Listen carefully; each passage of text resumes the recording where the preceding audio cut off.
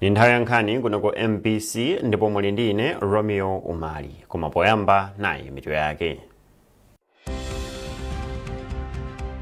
President wa dziko lino Dr. Lazarus Chakwera wati mgwirizano wa zachuma wa Extended Credit Facility ECF womwe dziko lino lili nalo ndi bungwe la International Monetary Fund IMF udakali mchimake.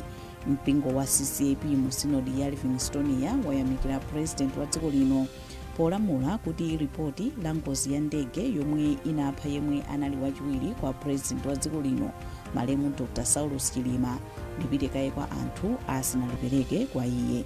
Ndipo munkhani za masewero munkhani yathu yoyamba, president wa dziko lino Dr. Lazarus Chakwera wati mgwirizano wa zachuma wa Extended Credit Facility ECF umene dziko lino linalo ndi bungwe la International Monetary Fund IMF udakali mchimake zimene zikupereka mphamvu kuti chuma cha dziko lino chiyambenso kuchita bwino. Dr. Chakwera walankhula izi ku nyumba ya malamulo pamene amayankha mafunso kuchokera kwa aphungu. Zambiri mu ripoti la Trust Office. Dr. Chakwera anafika ku nyumba ya malamulo kuti atuthuma sana lachitatu pomwe amayankha mafunso pa nkhani zomwe zikukhuza anthu mdziko muno pa moyo wawo wa tsiku ndi tsiku. Ngakhale anavomereza kuti dziko lino likumana ndi mavuto ena okhuza chuma kamba ka mavuto azanyengo komanso zina zochitika m'mayiko akunja, Dr. Chakwera ati ali mchikhulupiriro choti mavuto onsewa achepa kamba kuti boma likuchita zotheka pothana ndi mavutowa. Mtsogoleri wa dziko linoyu anatsindikanso kuti boma lichita chotheka kuti kampani ya Malawi Airlines ipitirire kuchita bwino pamene boma likufuna kuonjezeranso mayiko omwe kampani imafika. Mwazina, Dr. Chakwera ati Malawi Airlines iyamba kufika ku Rwanda, DRC, Angola, Mozambique komanso Mauritius. Izi ati zili nkuthekera kulimbikitsa ntchito zokopa alendo komanso kulimbikitsa ntchito za malonda. Funso lomaliza lomwe mtsogoleri wa dziko linoyo anayankhako mnyumbayi linachokera kwa phungu wa dera la Rumpi East Kamulepo Kaluwa yemwe anafuna kudziwa za momwe ndondomeko ya fetezo otsika mtengo wa AIP ikuyendera. Dr. Chakwera anatsindika kuti ndondomekoyi ili mchimake ngakhale yakumana ndi mavuto ena monga akusowa kwa ndalama zakunja. Mtsogoleri wa dziko linoyu wati padakali pano matumba afereza pafupifupi 700,000 ndi omwe awapereka kale m'madera osiyanasiyana kuphatikizapo ziweto monga mbuzi. Trust Office, MBC, Lilongwe.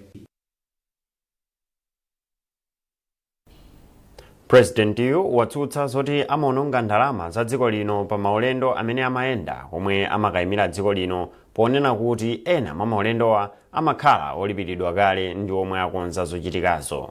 Dr. Chakwera ufotokoza izi pamene amayankha funso lonjezera lochokera kwa phungu wa dera la Mulanje Southwest a George Chaponda. Beatrice Mwape wadza ndi ripoti. Mufunso lake lonjezera kwa mtsogoleri wa dziko linoyo, Achaponda anafunsa chifukwa chimene Dr. Chakwera akhala kupita ku misonkhano yakunja pogwiritsa ntchito ndalama za boma. Achaponda anati dziko lino likanamagwiritsa ntchito ndalamazi mu njira zina. Kuphatikizapo phunguyo anafunsa za anthu ena omwe amayenda nawo m'maulendo zomwe ati zimachititsa kuti dziko lino lidzigwiritsa ntchito ndalama zambiri. Mkuyankha kwake, Dr. Chakwera anati maulendo komanso misonkhano yambiri yomwe wakhala akuyenda amafunika ofesi ya mtsogoleri wa dziko kuti adzitha kukapanga ziganizo za pompopompo ku misonkhanoko. Iwo ati ichi nchifukwa chake sakanamatuma nduna kuti adzikawachitira izi. Dr. Chakwera anatsindikanso kuti ndalama za ena mwa maulendowa amakhala azipereka kale omwe akonza zochitikazo ndipo dziko lino silimagwiritsa ntchito ndalama zochuluka momwe phunguyu akuganizira. Mtsogoleri wa dziko linoyo wakhala kumakaonekera ku nyumba ya malamulo kuti akayankhe mafunso okhudza nkhani zofunika za mdziko muno. Beatrice Mwape, MBC, Lilongwe. Mpingo wa CCAP mu sinodi ya Livingstonia wayamikira mtsogoleri wa dziko lino Dr. Lazarus Chakwera polamula kuti ripoti la ngozi ya ndege yomwe inapha wachiwiri wakale wa dziko lino malemu Dr. Saulus Chilima liperekaye kwa anthu asanalipereke kwa iye. Mlembi wa mkulu mu sinodi mbusa Reverend William Temple anati izi zichepetsa mphekesera zonse zimene zinalipo zokhudza nkhani. Iwo anayankhula ndi Grant Mhango.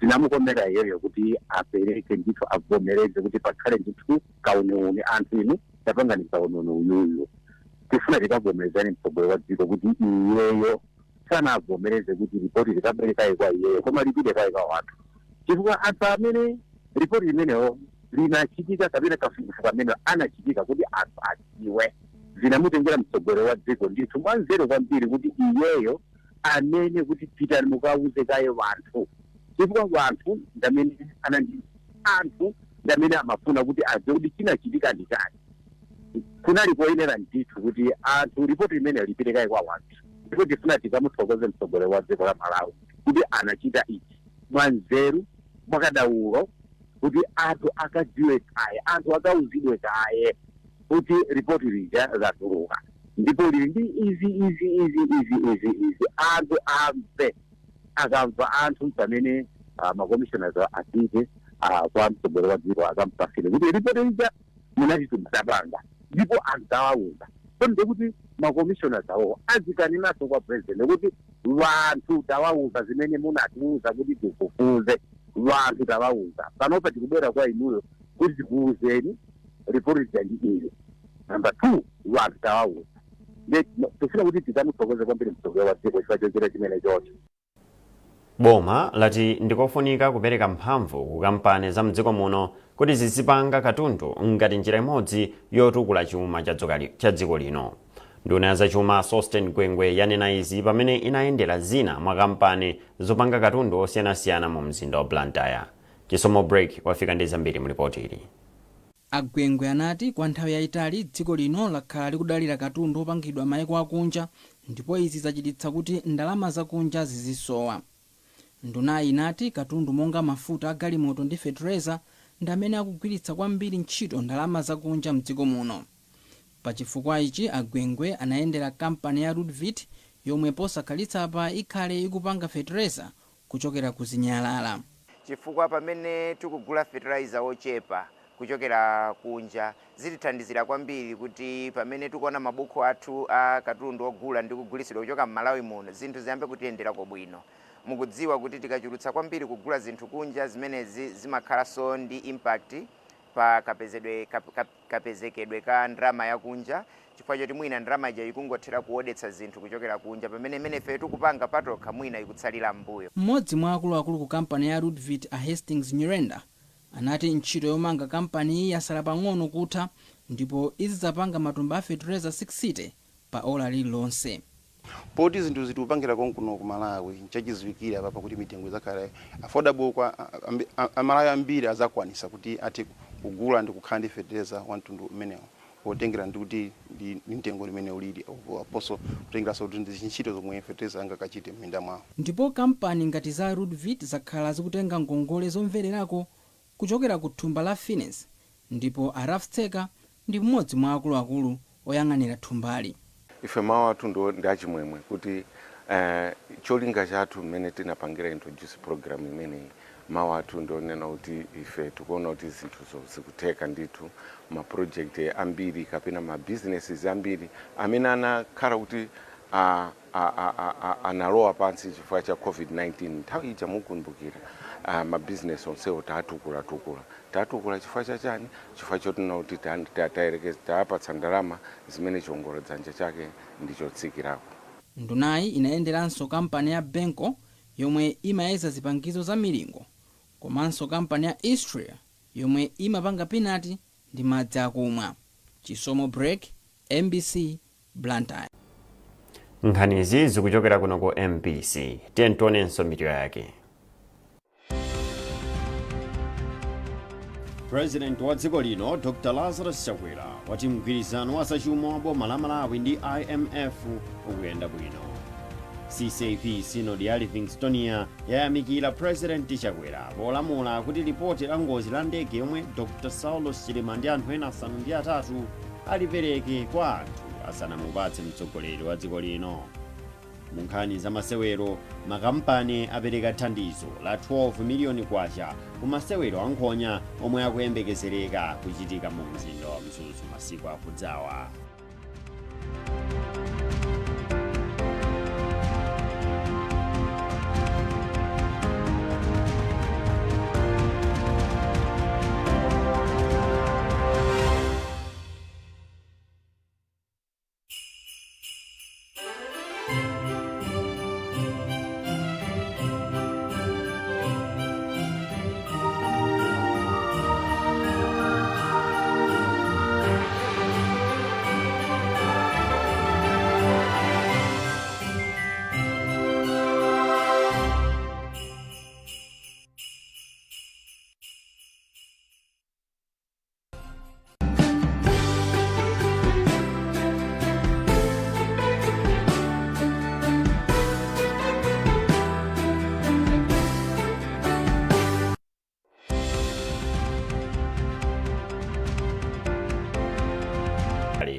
awapatse chiphaso choyendera kuti achikonzenso kutsatira pempho lawo ku bwaloli kuti chiphasochi chinasiya kugwira ntchito. Achisale pamodzi ndi yemwe anali mkulu woyang'anira ogwira ntchito kumalo okhala mtsogoleri wakale a Profesa Peter Mutharika apita mukhito, komanso yemwe amagwira ntchito ku nthambi yotolera misonkho ya MRA a Rose Mbilizi akuwaganizira kuti anagula simenti mwachinyengo. Kutsatira pempho linanso lomwe bwaloli linalandira kuti liulule mgwirizano omwe uli nawo ndi omwe amawaganizirawa pa mlandu, koma pakali pano akuti ndi mboni pa mlandu, bwaloli lakana kuulula. Kufikira apa Justice Chimbiziani Kacheche wati mlandu udzapitirira kumva sabata loyambirira mwezi wa Machi chaka chamawa kwa masiku angapo kuyambira pa 4 mpaka na pa 7. Oyimira mukhito pa mlandu a Mercy Chijere akufotokoza.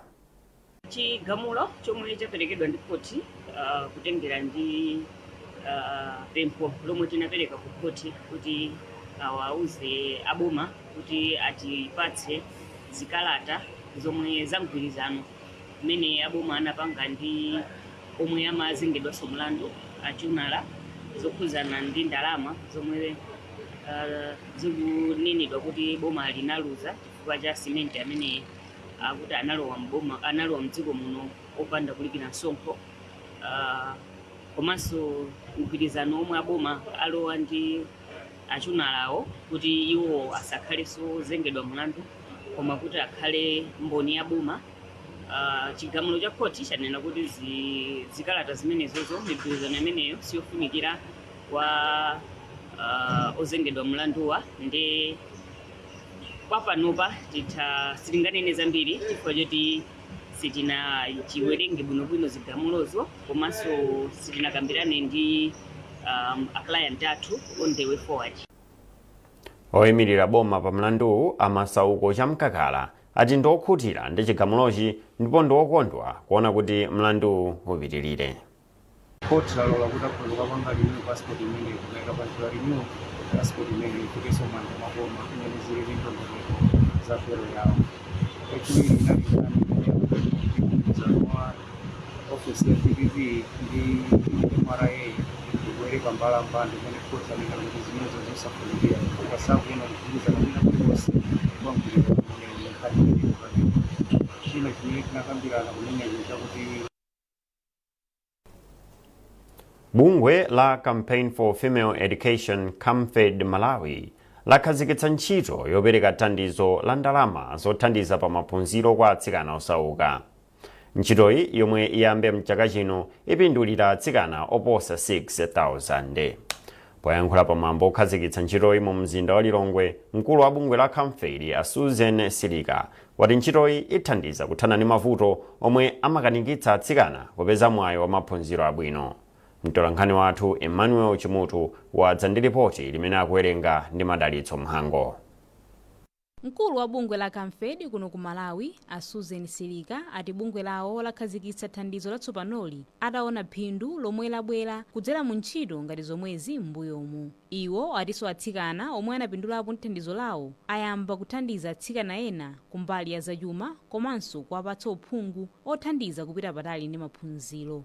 Timakhulupirira kuti tigwire ntchito limodzi ndi boma zonse amagwira ntchito zokhuza za maphunziro ana, ndipo takhala kugwira ntchito limodzi ndi boma, ndipo takhala kuona ndithu zabwino zonse pamene ana athu amene takhala kuwathandiza amabwereranso kumamidzi yawo pamene anachokera kukakhala ngati achitsanzo komanso kukathandizira anzakuti asamakasiye sukulu komanso akakhale ngati kuti akuwathandizira pa maphunziro awo.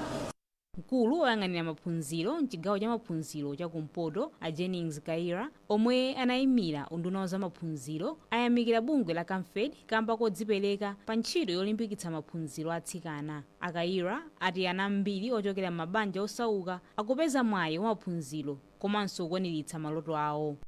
CAMFED ikuchita provide scholarship funds or ikuchita provide bursaries, mabasari akuthandiza asungwana komanso ndi anyamata amene amachokera ku mafamilies ovutika kuti akhale ndi mwayi wopitiriza maphunziro awo. mwambo okhazikitsa ntchitoyi unayamba ndi ulendo wa ndawala kuchokera pamalo achikumbutso ku area 18 kufika ku city center ndi cholinga chofuna kuphunzitsa kufunika kopititsa patsogolo maphunziro a ana akazi mdziko muno. Mkulu oyang'anira za malamulo ku bungwe la Green Belt Authority a Charles Tupi atsindika zakufunika kophunzitsa za utsogoleri wabwino kwa anthu oyang'anira mzawo ku makampani ndi cholinga chakuti makampani adzipeza phindu loyenera.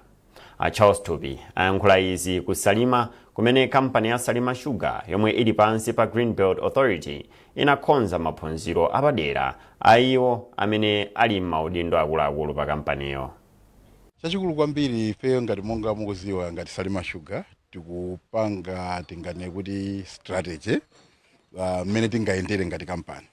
So kwambiri tikuyang'ana kuti tikafike kumene tikufunako tikuyenera taphunzise ma managers athu komanso ma supervisors athu tinene kuti ma skills oti iwo akapita akamagwira limodzi ndi ma juniors awo azigwira ntchito ndi mmene ifeyo ngati management tikufunira.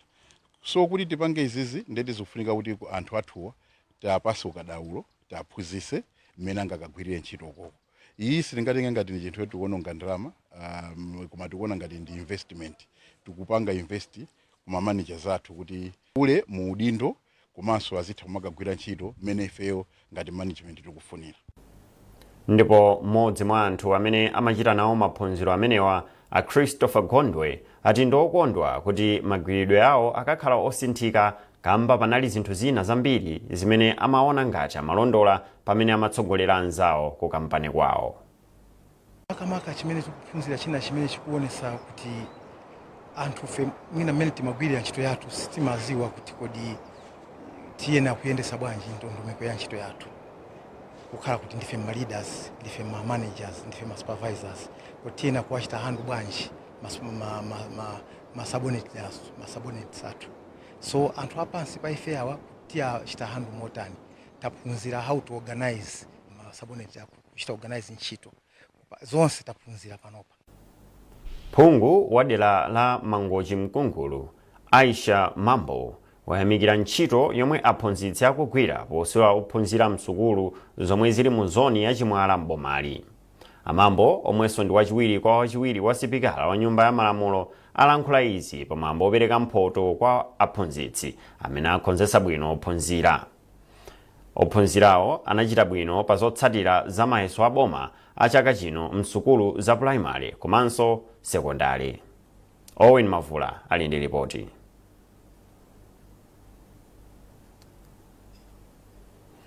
Nkhani imeneyo tikupatsirani beni mu nkhani zathu zimene zikhale zikubwera koma kupitirira mu nkhani za masewero. Nkhonya yomwe ikuyembekezeka kuchitika mu mzinda wa Mzuzu yalandira mangolomera pamene yapeza thandizo la ndalama zokwana 12 miliyoni kwacha kuchokera ku makampani azomangamanga a Shiripa ndi Melton komanso Intact Limited.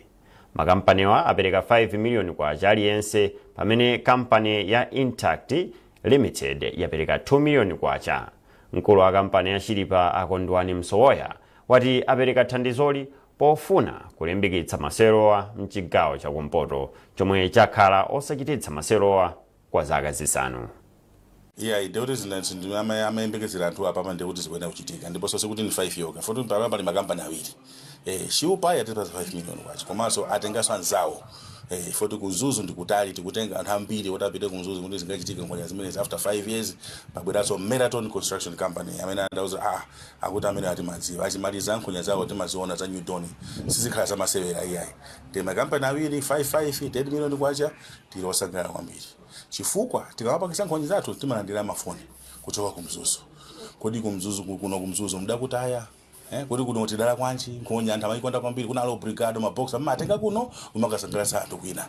Ndidana kuti izi sopano zikutheka ndikuti apa Newton Boxing Promotion for the first time ikulowera mu msumba wa Mzuzu nkhonya ikutheka mapeya abwino kwambiri amene tapanga tilosogala kwambiri ndipo tikuthokoza kwambiri kwa Shiupa Construction Company amene sikuyamba kutithandiza komanso amene ali pamtima kuti aonese makhala bwanji Marathon Construction Company.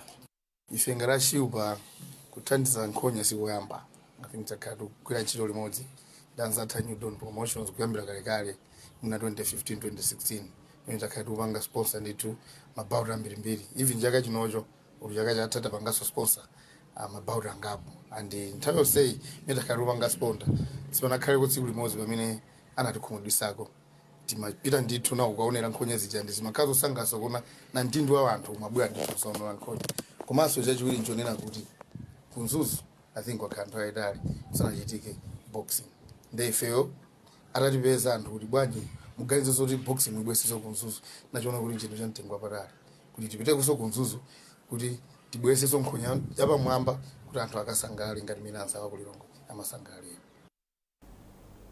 Ndipo pomaliza nkhanizi na insomero yake.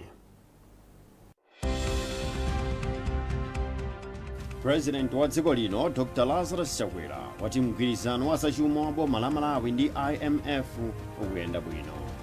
CCP Synod ya Livingstonia yayamikira President Chakwera polamula kuti ripoti la ngozi la ndege yomwe Dr. Saulos Chilima ndi anthu ena asanu ndi atatu alipereke kwa anthu asanamupatse mtsogoleri wa dziko lino. Munkhani za masewero, makampani apereka thandizo la 12 miliyoni kwacha ku masewero ankhonya omwe akuyembekezereka kuchitika mu mzinda wa Mzuzu masiku akudzawa.